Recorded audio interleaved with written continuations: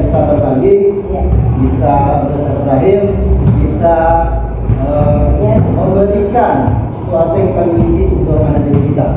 Karena ketika kita sudah berbagi, kita sudah menjadi manusia yang mulia. Kemudian salam semoga tercurah kepada masyarakat kita Nabi Muhammad SAW.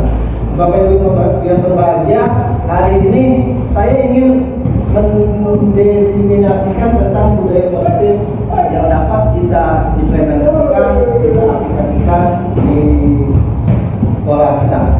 Tentu ketika sebuah budaya kita lakukan, begitu menjadi sebuah kebiasaan, akan memberikan dampak-dampak positif untuk jangka pendek, apalagi untuk jangka panjang. Nah, hari ini ada 7 poin yang ingin diharapkan dalam pertemuan hari ini adalah yang pertama, ada perubahan paradigma pemahaman bisnis positif, motivasi perilaku manusia, yang kelas, fungsi kontrol restitusi, segitiga restitusi, dan terakhir penerapan budaya positif. Next.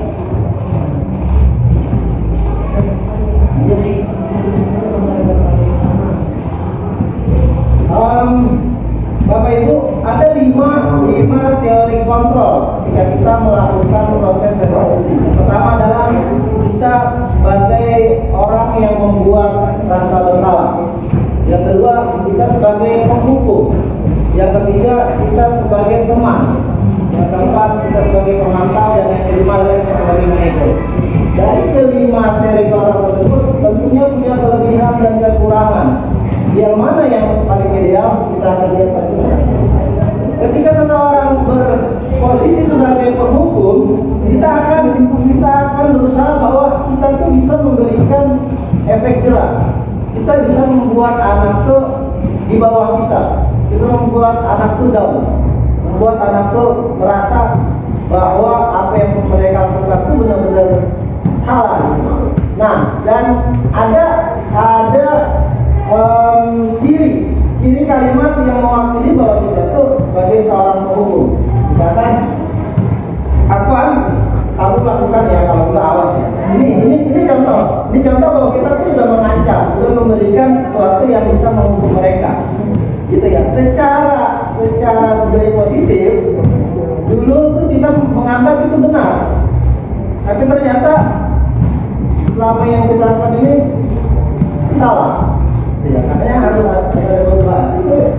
Itu kalau kita posisi kontrolnya sebagai penghukum. Kemudian yang kedua, membuat rasa bersalah. Nah, biasanya kalau yang seperti ini nih lebih kepada hal yang bersifat persuasif. Dan biasanya intonasi yang digunakan itu rendah dan melakukan pendekatan.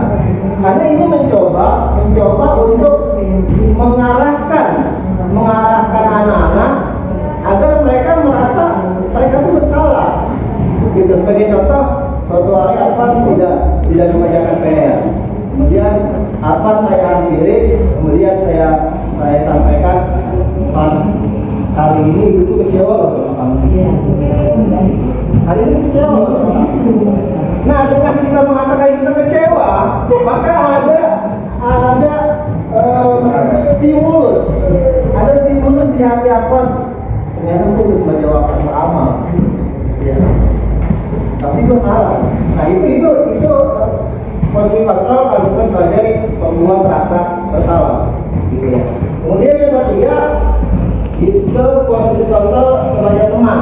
Biasanya kalau seperti ini ada guru-guru seperti menjadi teman bagi mereka. Bagi contoh Pak Tepi misalkan. Pak Tepi selalu berusaha untuk menjadi teman bagi mereka, menjadi orang yang dapat berbagi dan dibagi.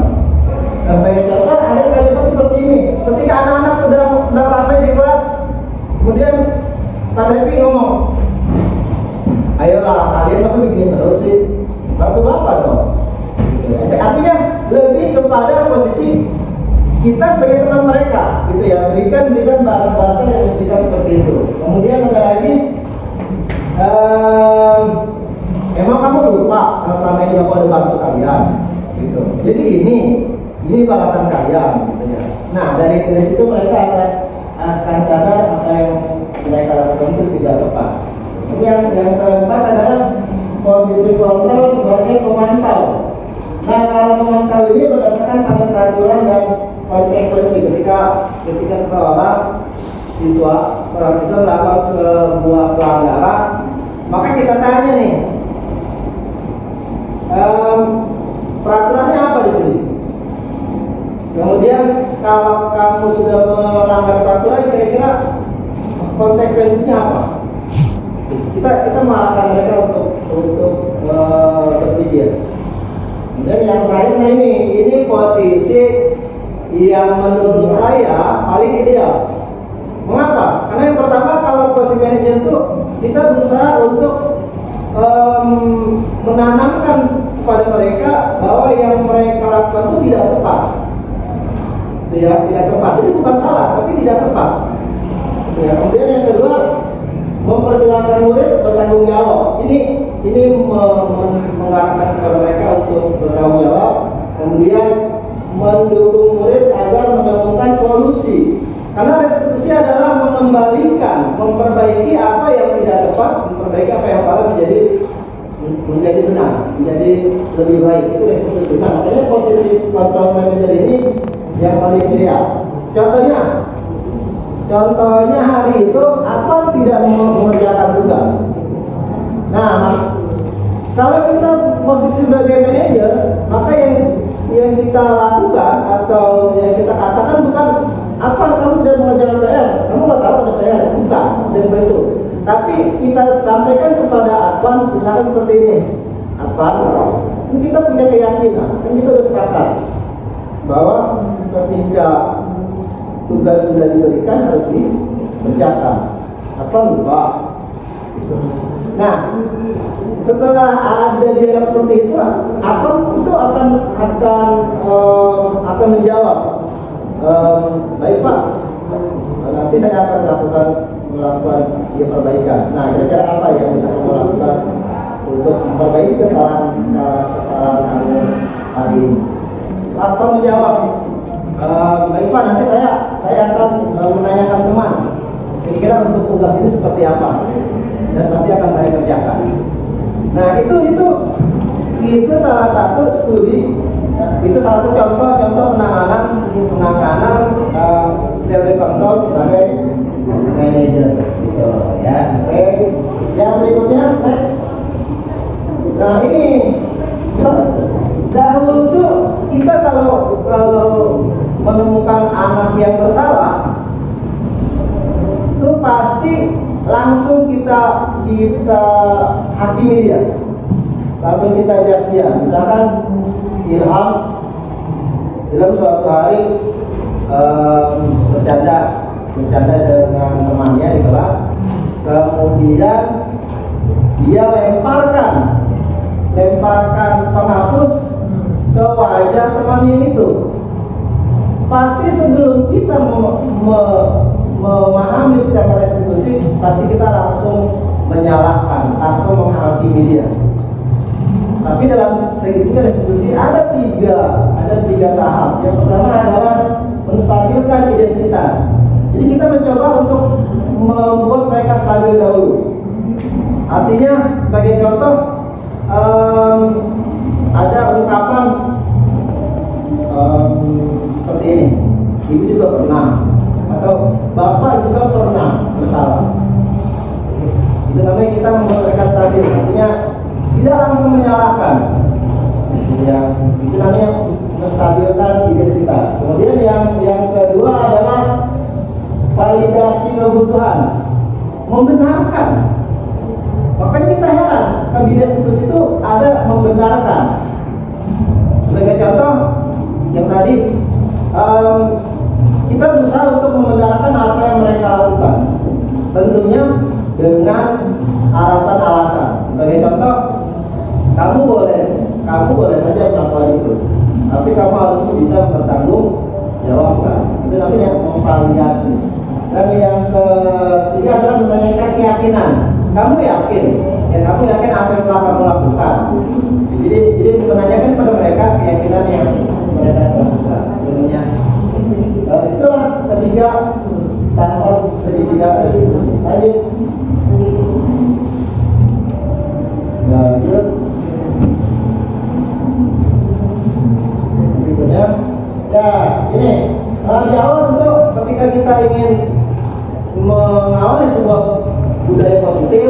saat kita berdoa, tentunya kita menanamkan keyakinan, ya, kesepakatan kepada anak didik kita, sehingga ketika mereka keluar dari jalur, ketika mereka melakukan suatu pelanggaran, kita bisa mengembalikan mereka terhadap keyakinan yang telah kita sepakati, sehingga tahapan-tahapan restitusi dapat kita laksanakan.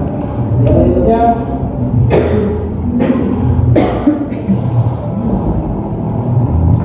next.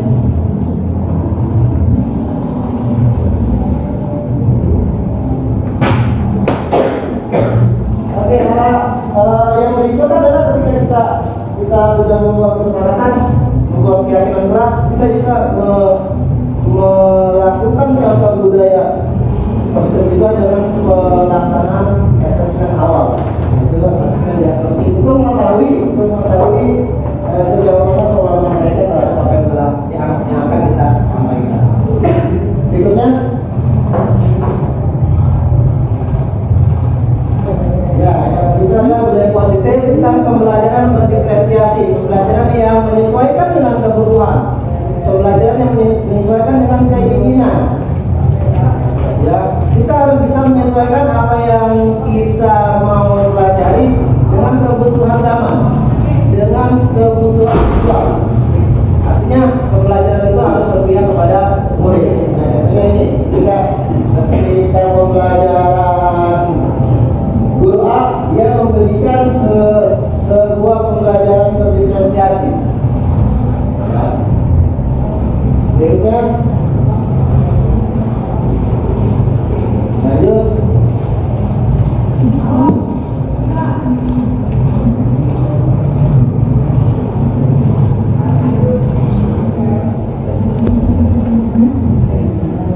Ya, ini salah satu juga penerapan budaya positif dalam pembelajaran, yaitu dalam bentuk berkolaborasi. Kita mencoba untuk membiasakan anak-anak berkolaborasi dengan temannya. Makanya metode-metode diskusi itu sangat penting untuk dilakukan sehingga dia bisa bersosialisasi dan berkolaborasi. Kemudian ketika dalam pembelajaran tentunya penggunaan gadget pun, penggunaan gawai dengan bijak menjadi salah satu contoh penerapan budaya positif dalam pembelajaran. Nah, ini juga salah satu contoh bagaimana mereka bisa berkolaborasi dan menyampaikan apa yang telah mereka diskusikan dalam kelompoknya. Lanjut. Nah, dari akhir mereka melakukan refleksi, apa yang mereka terima, apa yang mereka rasakan, apa yang akan mereka lakukan ke depan, ya, dalam proses pembelajaran. Oke, lanjut. Nah, di sini ada 7 pertanyaan yang semoga ya Bapak Ibu bisa membantu menjawab. Coba tolong Pak Afan bantu menjawab nomor 1, Pak Afan. Terima kasih Bapak. Apa pentingnya menciptakan suasana positif di lingkungan Anda? Apa penting? Karena lingkungan itulah yang membuat seorang ilmu. Kalau misalnya kita berupaya untuk menumbuhkan nilai positif dan lingkungan yang negatif, maka akan sulit keselarasan pemerintah selama tentunya. Luar biasa Pak Afan. Boleh kami tolong yang pertama Pak ya. Terima kasih. Yang kedua, tolong Mr. Arif bantu. Apa harapan ke depan tentang murid yang ada belajar di sekolah? Jadi harapannya murid-murid tidak hanya menekankan tentang IQ saja, tapi EQ-nya juga berkembang, SQ-nya juga berkembang. Jadi antara intelijensi dengan budi pekertinya berkembang bersama. Terima kasih Mr. Arif. Ini saya juga yang ketiga, mohon bantuannya Bu Farahini. Kompetensi apa yang ada harapan dilakukan selama ini diseminasi secara umum. Harapan saya dengan mengikuti kegiatan diseminasi ini, saya jadi untuk mengembangkan hubungan yang lebih positif yang mendukung belajar siswa. Terima kasih Bu Eni. Dan yang terakhir, tolong Mbak Intan.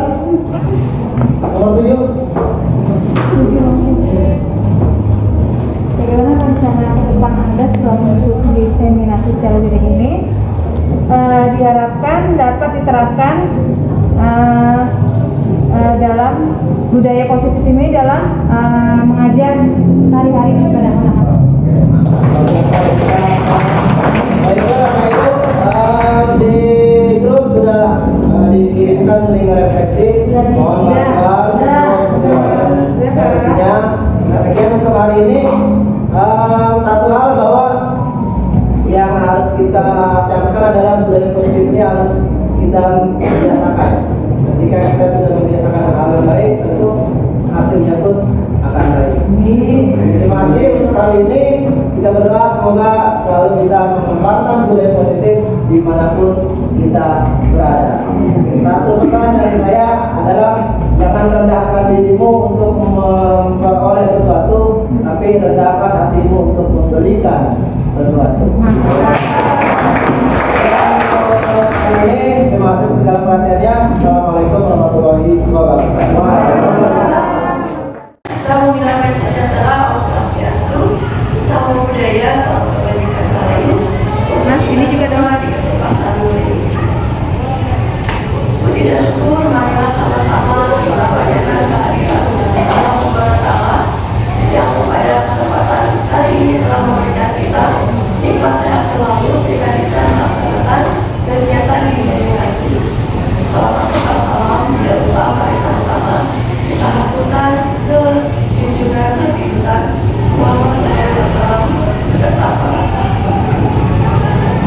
Rekan-rekan dulu sekalian, untuk memulai kegiatan kita diseminasi hari ini, mari kita awali dengan doa menurut agama dan kepercayaan masing-masing. Berdoa dimulai.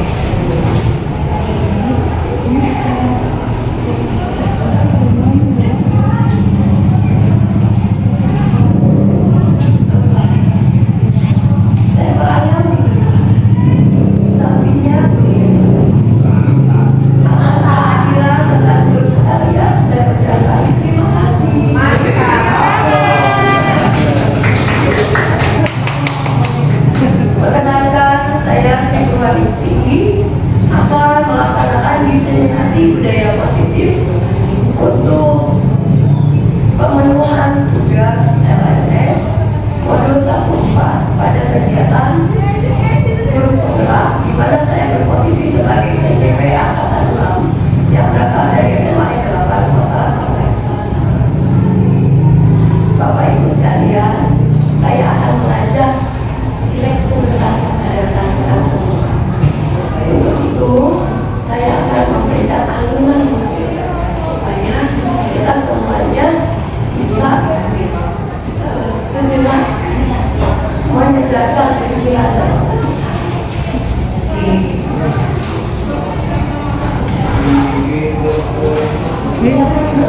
Bapak Ibu, saya minta untuk ketika suara musik terdengar, silakan pejamkan mata dan Bapak Ibu sekalian, pejamkan matanya sambil membayangkan hal apa itu akan kita bayangkan bersama. Kita mulai ya Bapak Ibu ya. Halo, baik.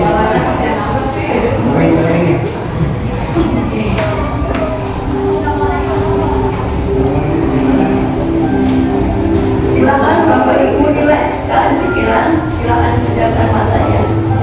Bapak Ibu rilekskan pikiran.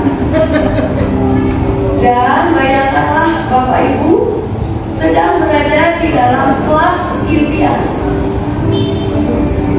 di mana para siswa sangat disiplin dan tertib. Dan ketika Bapak Ibu masuk ke dalam ruang kelas, posisi kelas dalam kondisi bersih, harum, wangi, dan para siswa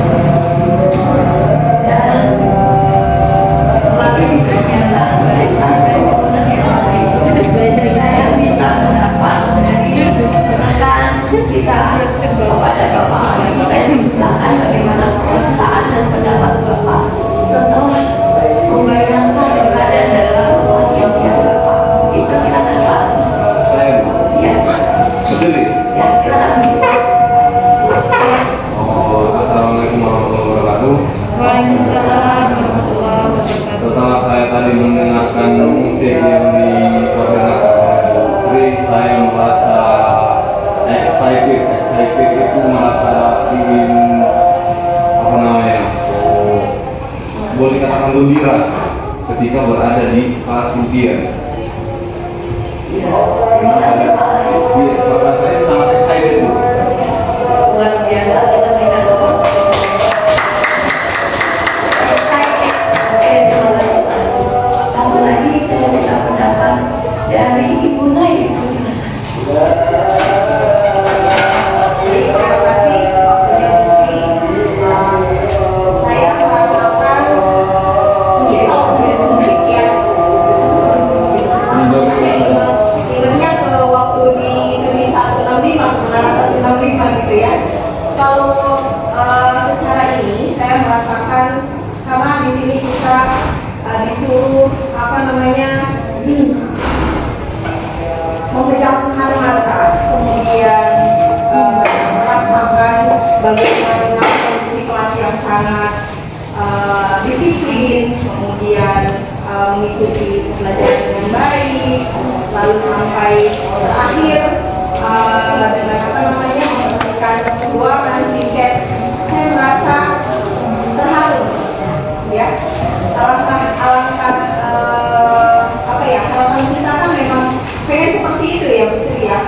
Tapi untuk sementara ini kan keadaan yang kita ini kan kadang ini ya apa namanya tidak sesuai dengan yang sebenarnya apa yang kita ini gitu kan impikan gitu kan.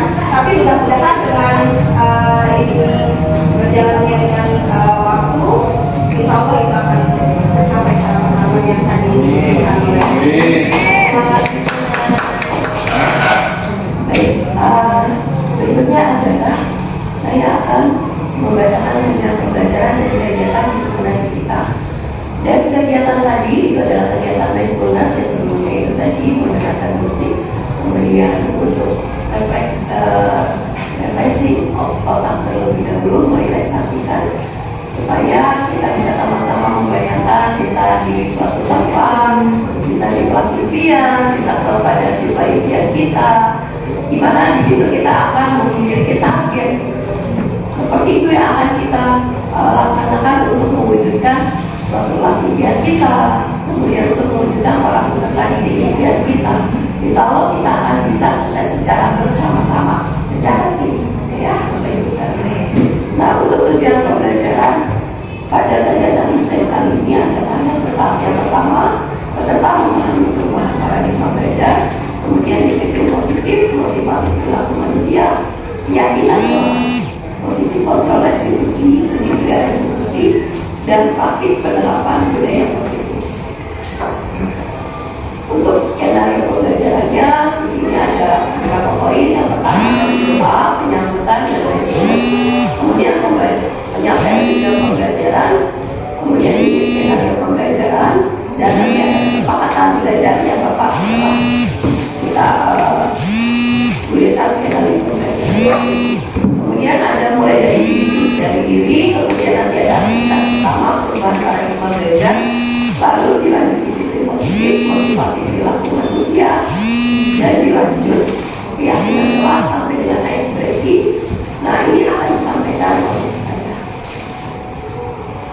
Berikutnya kita lanjut ke usulan kesepakatan belajar. Bapak Ibu sekalian, pada usulan kesepakatan belajar di sini, apabila ada yang ingin dikurangi atau ingin ditambahkan, dipersilahkan. Nah, untuk itu di sini saya menunjukkan ada 5 poin kesepakatan belajar kita di desain Majasi kali ini.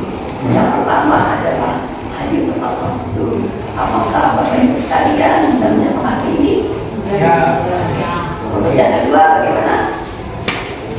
Bisa disepakati? Ya. Oke. Yang ketiga, izin ketika itu wartawan bisa disepakati. Yang keempat, menggunakan handphone secara bijak. Yang kelima, aktif dan disiplin selama pembelajaran. Oke, apakah perlu ada penambahan atau pengurangan seperti itu? Oh iya, boleh sambil. Oke, ya.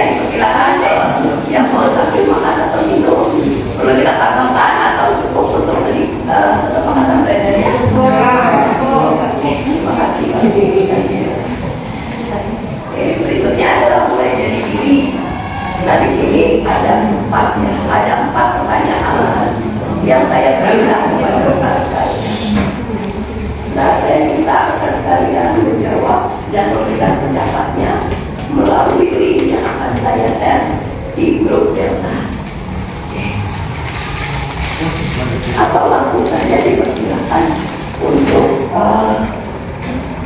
mengikuti tersebut ya. Bapak Ibu, saya berikan waktu 4 menit untuk mengisi link itu. Dipersilakan.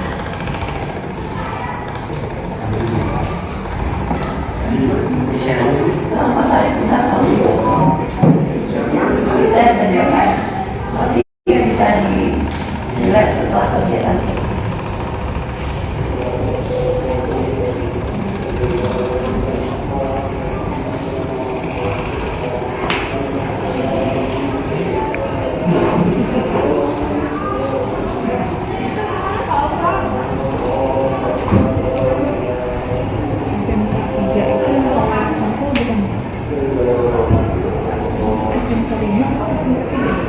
Pertanyaan pertama, apa bentuk yang menciptakan suasana positif di lingkungan Anda? Yang kedua, apa harapan ke depan? Linknya kalau bisa. Oh iya. Saat sedang dibantu Mas Arief. RNWHW K89 JA W5 VE3L.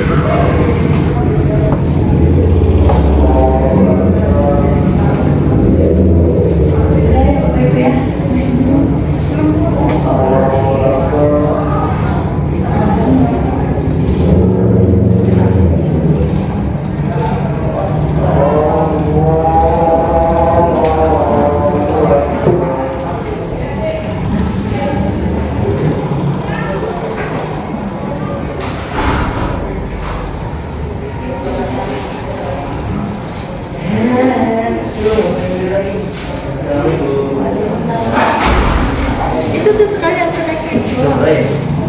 Nah, Iya. ya, iya.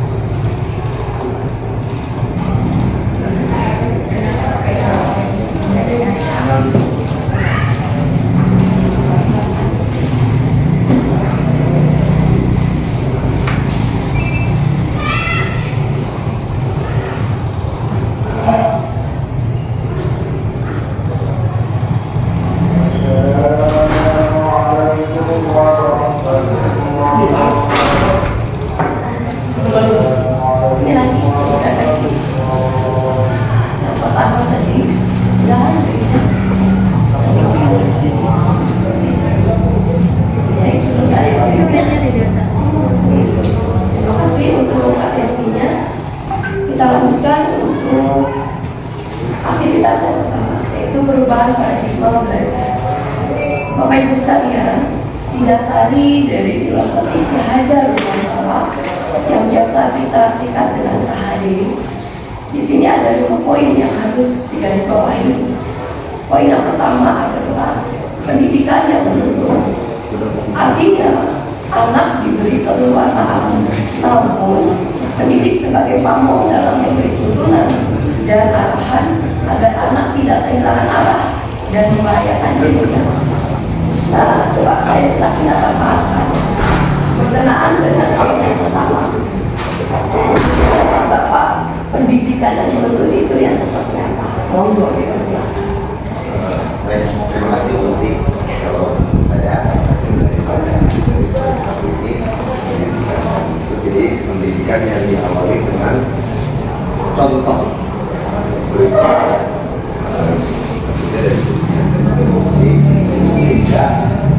dalam praktiknya anak itu tidak kehilangan arah bagaimana cara mengaplikasikan apa yang sudah dilakukan. Terima kasih Pak Arfan yang memberikan contohnya. Guru sebagai contoh suri teladan untuk sekalian karena memang di sini berposisi sebagai menuntun dan mengarahkan para siswa kita.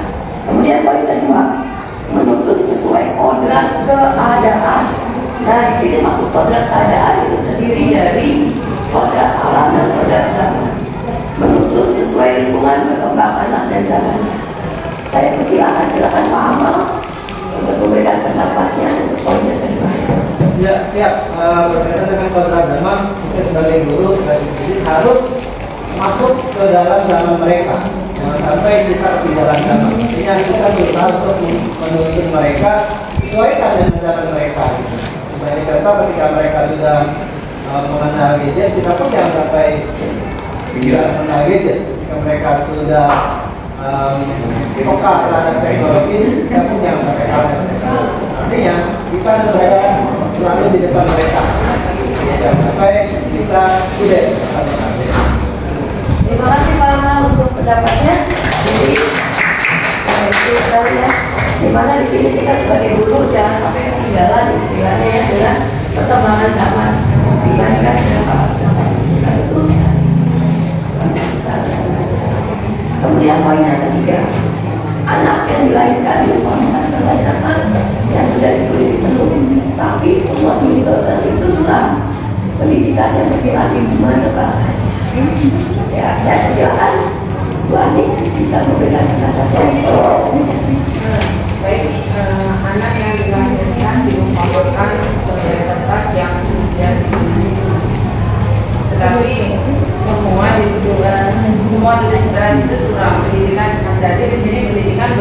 mempunyai peranan penting dalam dalam mengubah, bukan mengubah sifat ya, tapi mengubah mungkin mindsetnya, sehingga yang semula tidak tahu menjadi tahu, yang semula nggak paham menjadi paham, sehingga tulisan-tulisan yang diibaratkan di surat dengan dia menerima pendidikan, pengajaran dan seterusnya, maka lama-kelamaan itu akan hilang, sehingga mindsetnya akan berubah. Terima kasih Bu Ani, betul sekali ya. Kemudian yang keempat, pengajaran adalah bagian dari pendidikan. Nah di sini untuk yang keempat, tentu saja namanya pengajaran dengan pendidikan itu dua hal yang tidak bisa dipisahkan, dua komponen yang selalu saling bersinergi. Karena pengajaran itu merupakan proses pendidikan dalam memberi ilmu atau berfaedah untuk pencakapan kehidupan dalam secara lahir dan batin. Ya. Kemudian poin kelima itu budi pekerti atau perasaan yang merupakan perpaduan antara gerak, pikiran, perasaan, dan kehendak atau kemauan sehingga menimbulkan tenaga dan penting untuk hidup. Itulah filosofi dari Ki Hajar Dewantara berkenaan dengan perubahan paradigma belajar. Kita lanjutkan ya Bapak Ibu. Nah di sini saya tampilkan dokumentasi tentang menuntun murid sesuai bakat dan minatnya. Pertama di sini adalah kita semuanya pasti sama-sama mengetahui bahwa kita memiliki tradisi di Indonesia. Setiap kita mau mulai pembelajaran, kegiatan pembelajaran, aktivitas pembelajaran, selalu diawali dengan bagaimana Bapak Ibu? Berdoa. Iya, berdoa bersama. Dan itu merupakan suatu tradisi kodrat alam kita sebagai manusia. Dan di sini kita bisa sebut sebagai budaya silent. Kemudian yang kedua itu adalah kodrat zaman, yang dimana kita harus sesuai dengan zaman yang kita jalani bersama. Dalam hal ini saat ini adalah zaman gadget, gitu ya, sehingga kita juga harus peka dan update selalu terhadap perkembangan gawai kita, ya, digital kita. Nah, kemudian di sini juga saya mengarahkan para siswa untuk pembelajarannya itu berliterasi melalui gadget masing-masing, dan dari hasil literasi itu para siswa bisa kombinasikan produk dalam bentuk pembuatan alat peraga. Dan di sini mereka mempresentasikan bagaimana alat peraga tersebut mereka buat. Dan di sini saya melakukan penguatan setelah mereka membuat alat peraga tersebut. Ya, dan ini memang bisa diterapkan dalam teknologi kita saat ini dalam kehidupan kita sehari-hari. Dalam hal ini membuat motor listrik ya Bapak Ibu, motor listrik yang merupakan salah satu prinsip dari cara kerja kipas angin, kemudian cara kerja mesin air dan sebagainya, ya, tentang penerapan gaya Lorentz atau gaya magnet. Kita lanjutkan Bapak Ibu. Berikutnya mengenai teori kontrol. Nah, di sini untuk teori kontrol masih berkaitan dengan paradigma pendidikan. Di bawah. Di sini teori kontrol dikembangkan oleh William Glasser dalam kontrol teorinya yang berkembang menjadi choice theory. Dan di sini kita garis bawahi beliau itu mengungkapkan miskonsepsi yang di sini meluruskan beberapa miskonsepsi tentang masalah kontrol. Artinya kata-kata miskonsepsi di sini adalah salah konsep. Di mana salah konsep ini adalah perlu adanya treatment, pelurusan salah konsep tersebut. Di sini ada 4 poin yang kita garis bawahi. Yang pertama, ilusi guru mengontrol muridnya. Selama ini paradigma kita yang mengontrol murid kita adalah guru. Sepakat nggak rekan-rekan sekalian? Benar. Pendapat yang pertama, ilusi yang pertama, yang mengontrol para murid kita adalah para rekan guru. Nah, itu ilusi guru mengontrol muridnya. Sebenarnya ini perlu kita luruskan. Siapa sih sebenarnya mengontrol murid kita, siapa? Coba saya minta pendapat dari Bu Awan, persilakan. Yang mengontrol murid adalah murid itu sendiri. Murid itu sendiri sebenarnya bisa mengontrol dirinya sendiri. Sama halnya dengan kita. Yang mengontrol diri kita juga adalah kita sendiri. Jadi tidak orang lain gitu ya. Makanya dalam hal ini ilusi guru mengontrol murid perlu kita luruskan. Karena yang mengontrol murid itu adalah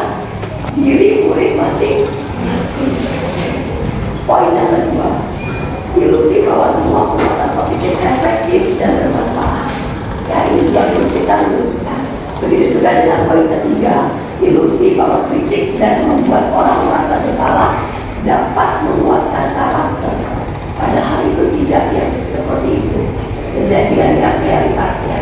Ya, ilusi yang keempat, bahwa orang dewasa memiliki hak untuk memaksa. Umumnya kayak gitu kan? Oke, kalau itu saya minta pendapat Pak Teddy untuk poin yang keempat. Iya, terima kasih. Poin keempat itu bahwa orang dewasa memiliki hak untuk memaksa. Itu menurut saya memang tidak tepat karena memang memaksa itu adalah sebuah hal yang tidak boleh dilakukan. Artinya kalau terkait dengan poin nomor 4, berarti bukan orang dewasa yang harus memaksa terhadap yang belum dewasa. Jadi terima kasih Pak Devi terkait prosedur sekali. Nah, untuk pula ya, kita sebagai guru kita harus meluruskan proses ini terhadap para murid kita, para siswa kita. Jadi ketika kita menemui kesalahan pada para siswa kita harus observasi dulu. Ya, kita harus bertanya dulu kepada siswa kita, kenapa melakukan kesalahan itu. Jadi tidak langsung menghukum, tidak langsung memaksakan kehendak kita untuk memberikan judge gitu kan, memberikan vonis gitu terhadap murid kita tersebut. Kemudian aktivitas yang kedua adalah disiplin positif. Oke, untuk disiplin positif, saya minta tolong sama Mas Alif, silakan tolong dibacakan Mas Alif untuk disiplin positif. Tujuan dari disiplin positif adalah menanamkan motivasi pada murid-murid kita, yakni untuk menjadi orang yang mereka inginkan dan menghargai diri sendiri dengan nilai-nilai yang mereka percaya. Ketika murid-murid kita memiliki motivasi tersebut, mereka telah memiliki motivasi intrinsik yang berdampak jangka panjang. Motivasi yang tidak akan terpengaruh pada adanya hukuman atau hadiah. Mereka akan tetap berperilaku baik dan berlandaskan nilai-nilai kebajikan, karena mereka ingin menjadi orang yang menjunjung tinggi nilai-nilai yang mereka hargai atau mencapai suatu tujuan mulia. Ya, jadi inilah tujuan dari disiplin positif itu kita terapkan, kita implementasikan dalam proses pembelajaran di sekolah dalam skop besar, yaitu instansi sekolah. Setelah itu baru kita implementasikan dalam skop kelas. Supaya apa? Bisa ini yang kita perlu garis bawahi, menumbuhkan motivasi intrinsik. Kenapa? Karena kalau motivasi intrinsik yang sudah terbentuk dari diri siswa kita, dari para murid kita, maka itu akan memberikan dampak yang jangka panjang. Di mana di sini motivasinya tidak akan terpengaruh pada adanya hukuman ataupun hadiah. Gitu ya. Jadi mereka itu melakukan kebaikan, melakukan disiplin secara sadar itu dari mana? Dari diri mereka sendiri, bukan karena takut dihukum, bukan karena takut apa ya diberikan, bukan karena itu ingin diberikan penghargaan kegiatan yang mereka lakukan dan sebagainya, tetapi berdasarkan dari kesadaran yang berasal dari diri masing-masing. Ya, itu caranya adalah salah satunya dengan mengimplementasikan nilai-nilai yang mereka hargai. Di sini salah satunya kita bisa melakukan salah satu motivasi tersebut dengan pembiasaan ibadah kita melalui doa bersama, salah satunya. Ya. Nah, di sini tentunya disiplin positif itu perlu kita realisasikan dengan menggunakan suatu jaringan. Apa jaringan itu? Suatu dimensi. Dimensi itu adalah nilai-nilai kebajikan universal. Nah, apa sih nilai-nilai kebajikan universal? Monggo Pak Afan, bisa tolong dibacakan.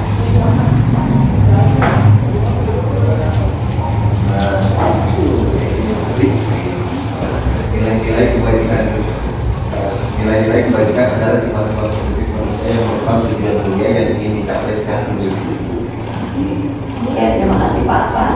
Di sini untuk nilai-nilai kebajikan universal itu sebenarnya sudah kita jalani dalam keseharian, dalam apa? Dalam profil pelajar Pancasila. Ada berapa dimensi rekan-rekan profil pelajar Pancasila itu? Nah, Ada ada nama sekalian di mana di yang pertama ya. Nah di sini ya beriman tetaplah kepada Tuhan Yang Maha Esa, kemudian untuk kebinekaan global, yang ketiga bergotong royong, kreatif yang keempat, kelima kenalan kritis, dan yang keenam mandiri. Ini harus kita implementasikan dalam setiap pembelajaran kita, oke? Untuk memperoleh disiplin positif. Oke, aktivitas yang ketiga adalah motivasi perilaku. Di sini diawali dengan kata-kata merdeka, motivasi perilaku manusia yang disampaikan oleh Ki Hajar Dewantara. Menurut beliau adalah bagaimana sih merdeka itu? Silakan ulang, Nina.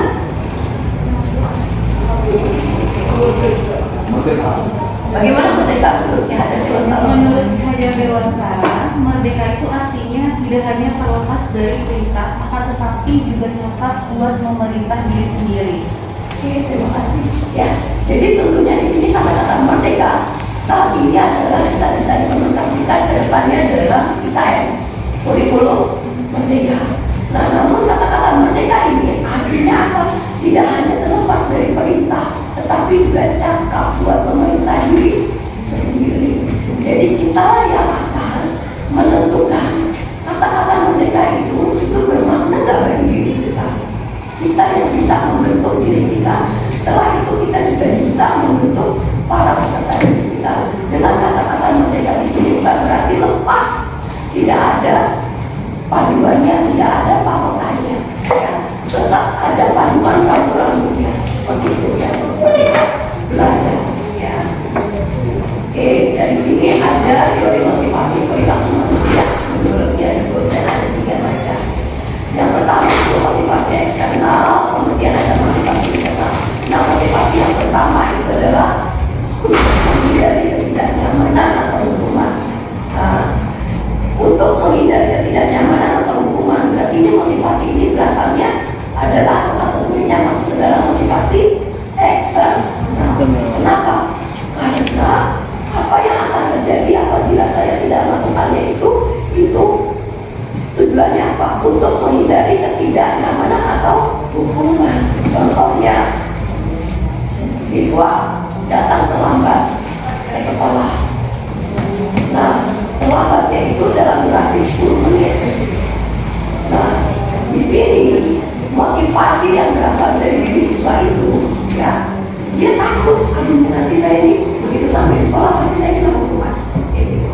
Nah, karena motivasi itu adalah karena dasarnya takut karena terkena hukuman, maka itu masuk ke dalam motivasi eksternal yang berasal dari luar diri si siswa tersebut. Ya. Nah, poin yang kedua itu adalah untuk mendapatkan imbalan dari orang lain atau institusi. Biar dapat pujian gitu. Kita melakukan sesuatu hal supaya kita dapat pujian. Siswa melakukan hal yang positif, tetapi untuk mendapatkan pujian seperti itu. Nah, itu motivasinya masih ada kategori motivasi eksternal. Dan ini belum apa ya istilahnya, belum kategori motivasi yang bisa membekas dalam dirinya. Ya, sebaiknya motivasi yang baru itu motivasi yang bagaimana? Motivasi yang ketiga, yaitu untuk menghargai diri sendiri. Nah, di sini saya akan menjadi orang seperti apa bila saya melakukannya. Jadi, apa yang dilakukan oleh murid-murid kita, hal-hal positif yang dilakukan oleh murid-murid kita itu tidak untuk mendapatkan penghargaan, tidak untuk mendapatkan hadiah seperti itu. Nah, itu dilakukan berdasarkan kesadaran motivasi dari dalam dirinya sendiri.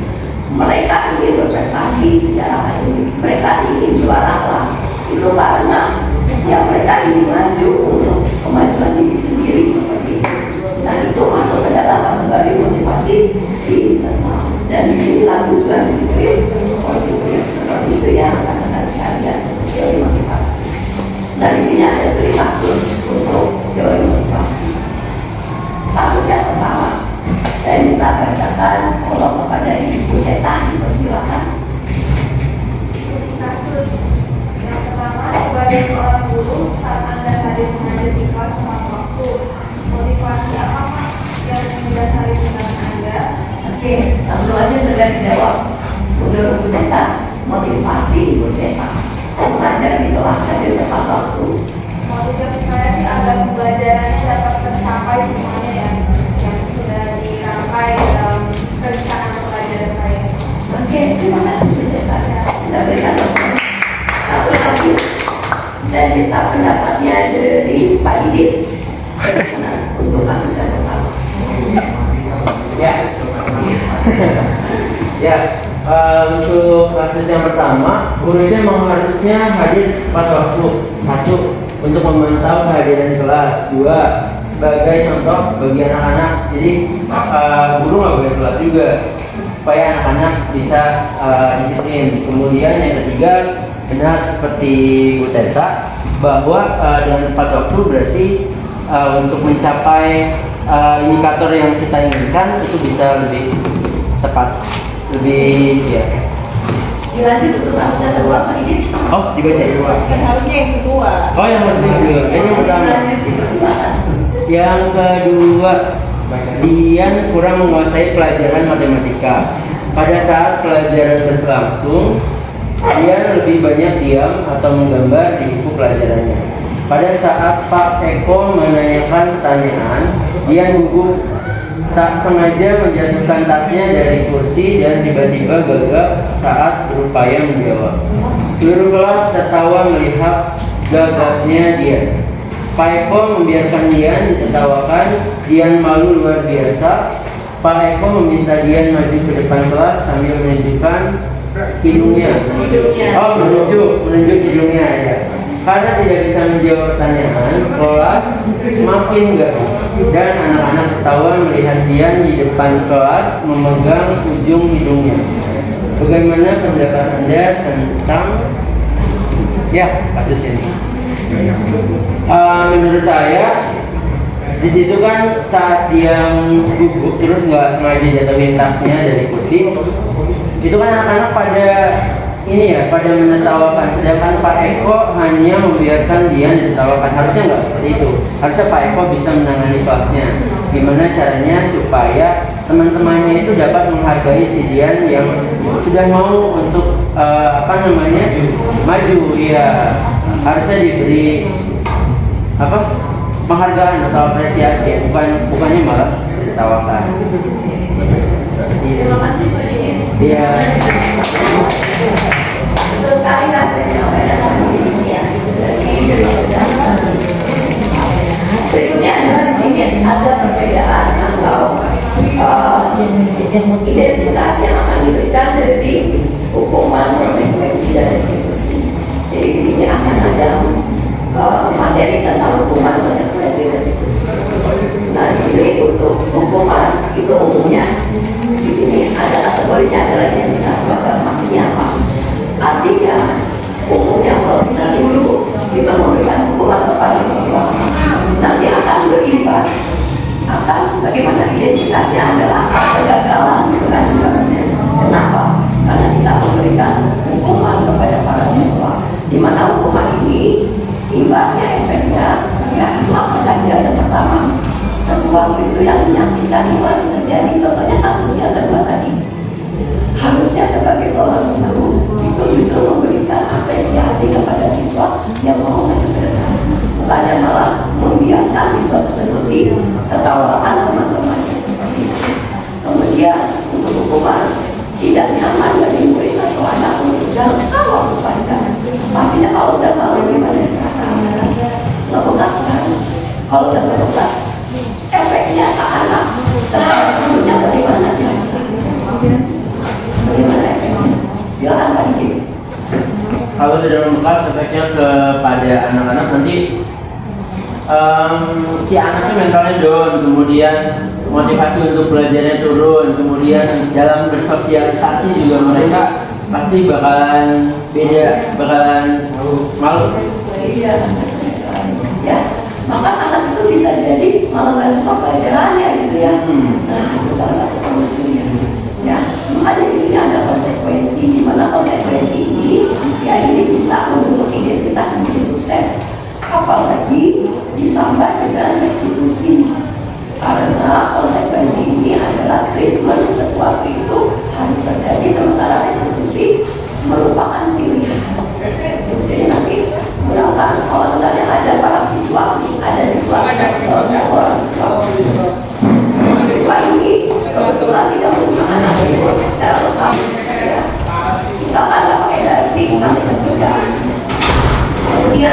ini ditanya sama guru ya. Setelah lewat terus ditanya sama guru, kenapa kamu tidak menggunakan dasi sampai ketiga? Nah, siswa tersebut menjawab karena buru-buru tadi pagi kesiangan ya itu kan guru saya. Akhirnya si guru ini memberikan dua pilihan. Pilihan yang pertama adalah siswa tersebut bisa memilih orang yang ada di rumahnya untuk membawakan aslinya ke sekolah lalu digunakan oleh siswa tersebut. Pilihan kedua, siswa tersebut tetap tidak menggunakan atribut, tetapi dicatat dalam poin pelanggaran seperti itu. Itu diberikan pilihan.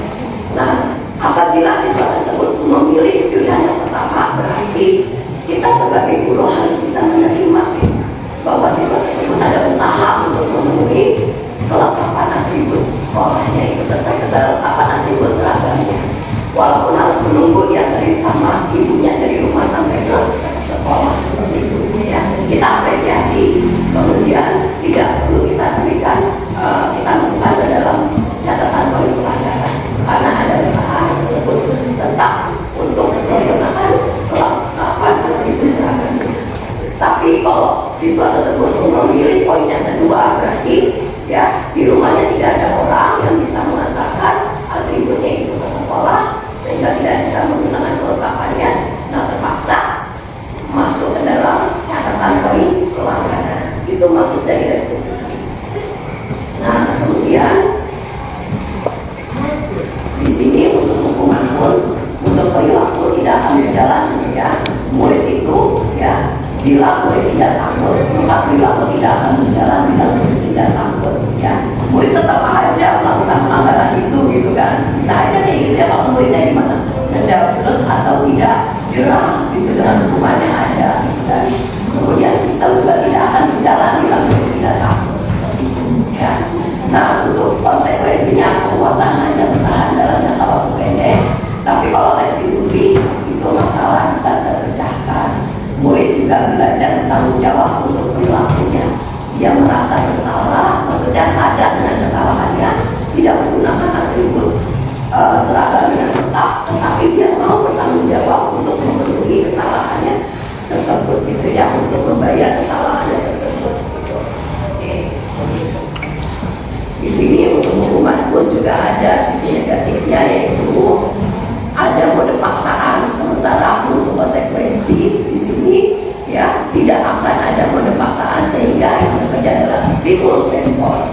Kemudian di konsekuensi itu juga mendorong kepatuhan, sementara di hukuman mendorong menyalahkan diri. Untuk restitusi di sini ya metodenya adalah dari kontrol sehingga mendorong disiplin positif ya, dan di sini akan tercipta yang namanya disiplin positif tersebut. Berikutnya ada dampak dari hukuman. Dampak pada muridnya itu, murid bisa di mana? Yaitu tadi yang disebutkan tadi, murid itu bisa malu, rendah diri, gitu kan? Kemudian jadi bisa juga marah, tetapi marahnya di mana? Terpendam di hati, gitu kan? Sebenarnya mungkin murid itu marah pada gurunya, tapi nggak kuasa, akhirnya dipendam di hati, ya. Atas hukuman yang diberikan guru tersebut diminta maju ke depan untuk berdiri di depan kelas, nunjuk hidungnya seperti itu selama pembelajaran yang saya bayangkan. Nah, untuk konsekuensi di sini bisa kehilangan hak, waktu jeda seorang diri, kemudian juga bisa penahanan. Sementara untuk restitusi, murid itu tidak kehilangan waktu, namun semangat untuk memperbaiki diri. Contohnya tadi, ya murid tersebut bersedia untuk menghubungi orang tuanya di rumah, membawakan atributnya yang ketinggalan di rumah, kayak gitu ya, untuk memperbaiki kesalahannya.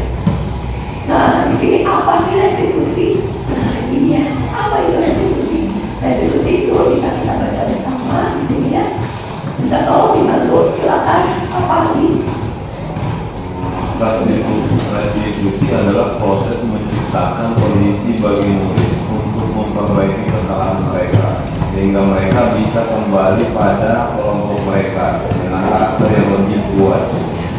Pendapat dari dosen tahun 2000. Dan restitusi juga Dan restitusi juga merupakan proses kolaboratif yang mengajarkan murid untuk mencari solusi terkait masalah mereka dan membantu murid berpikir tentang orang seperti apa yang mereka inginkan dan bagaimana mereka harus memperlakukan orang lain. Ya, ini juga pendapat dari dosen dari tahun 1996. Terima kasih Pak Adi. Jadi itulah pengertian dari restitusi, di mana restitusi ini inilah yang sebenarnya kita gulirkan kepada para siswa kita, kepada murid kita, kepada ibu sekalian. Masih baca. Oke. Aktivitas yang keempat adalah keyakinan kelas. Nah, kenapa keyakinan kelas? Kenapa tidak peraturan kelas? Nah, mari sama-sama kita lakukan. Mengapa kita memakai peraturan tentang penggunaan helm pada saat mengendarai motor? Mengapa kita memiliki peraturan tentang penggunaan masker dan mencuci tangan setiap saat? Kalau pakai helm gimana? Pasti jawabannya adalah untuk keselamatan. Kalau untuk memakai masker, jawabannya pasti karena untuk kesehatan. Ya, itu kenapa? Karena adanya apa sih? Keyakinan kan? Keyakinan kita untuk keselamatan, untuk kesehatan. Ya. Nah, begitu pula untuk keyakinan sekolah atau kelas.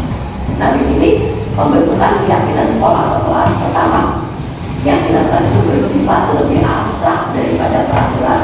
Jadi yang namanya keyakinan kelas kayak tadi ya Bapak Ibu, sebelum kita mulai pembelajaran desain, saya usulkan dulu atau saya ajukan dulu untuk keyakinan belajar bersama, dan di situ disepakati bersama. Artinya nanti di sini keyakinan kelas itu bisa dibuat secara bersama-sama dengan para siswa sebelum kita memulai pembelajaran, sehingga nanti disiplin pembelajaran itu akan tercipta selama kita proses belajar mengajar, dan itu dilakukan konsisten dari dalam diri siswa, karena yang membuat keyakinan kelas adalah para siswa tersebut, bukan kita.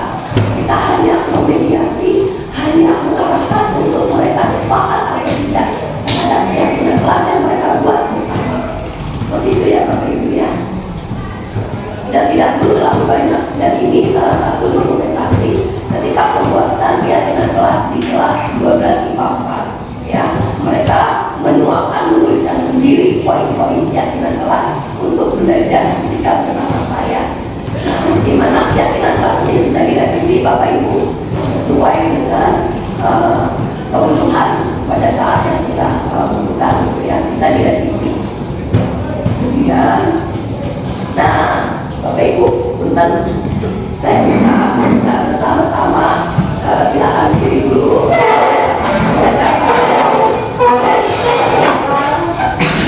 Kita goyang sedikit ya Bapak Ibu, kita goyang sedikit, tepuk saja sedikit.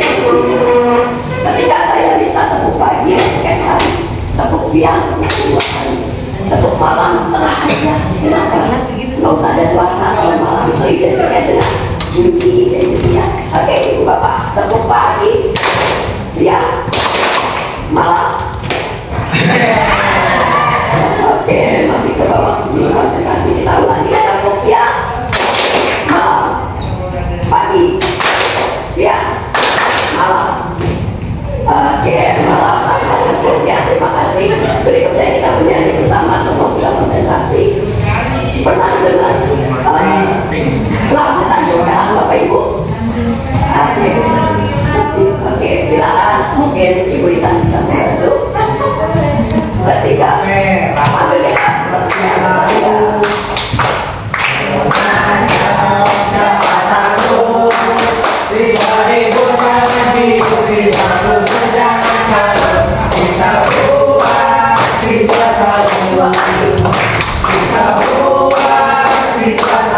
sekali lagi.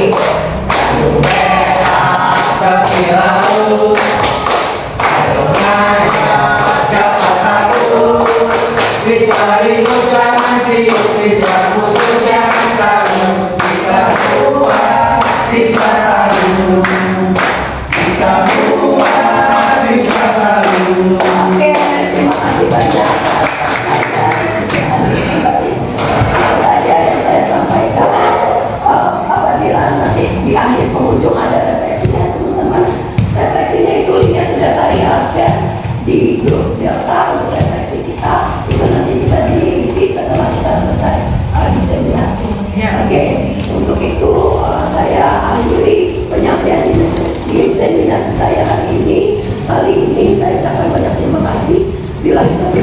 ya. Fastabiqul khairat. Wassalamualaikum warahmatullahi wabarakatuh.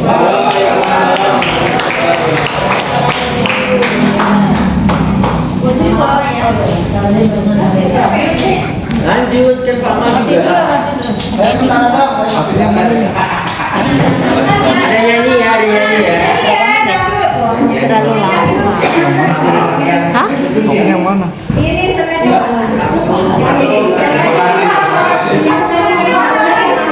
Waalaikumsalam. Bukan roti tahu makan. Banyak ntar hilang. Diseminasi juga. Iya, lanjutin aja. Yang mana stoknya? Apanya yang mana? Hah? Stopnya apa? Aku nggak tahu. Ini siapa tanya diri tanya diri. Apa tuh stopnya mana stopnya? Hah? Stopnya mana? Ini kan udah stop. Emang belum nih? Oh belum nih, tinggal stop nih, tinggal silang. Oh, udah. Iya. Mau diakhiri.